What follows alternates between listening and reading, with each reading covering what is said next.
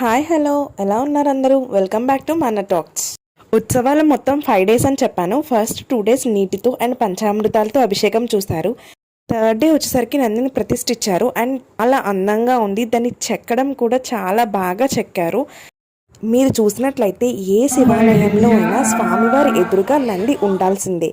అలా పక్కన పెడితే చక్కగా పంచామృతాలంతా శుభ్రం చేసి స్వామివారిని నంది ఎదురుగా పెట్టారు. ఒక దుప్పటి లాంటిది వేసి స్వామివారిని, గణపతి, అమ్మవారు, కలశాలు అన్నీ పెట్టారు. ముఖ్యమైన పూజలు, అభిషేకాలు ముగించిన తర్వాత పంతులంతా కలిసి ధాన్యంతో అభిషేకం చేయడం ప్రారంభించారు. ఆ తర్వాత భక్తులందరికీ కూడా ఆ అవకాశం కల్పించారు. ఇది చాలా గొప్ప అదృష్టమని చెప్పాలి. గర్భగుడిలో పెట్టే ముందు మాత్రమే భక్తులందరికీ అభిషేకం చేసే అవకాశం ఉంటుంది. ముందు తీర్థం తీసుకుని పంతులందరూ అభిషేకం చేయడం ప్రారంభించారు. చాలా ఘనంగా జరిగింది. ఆ రోజు నిజంగా కన్నుల పండుగగా ఉంది.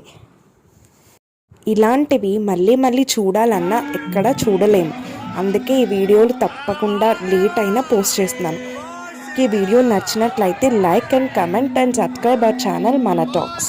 భక్తులు కూడా ఆ రోజు ఎక్కువగానే వచ్చారు. ఇంకా అందరూ అభిషేకంలో పాల్గొన్నారు.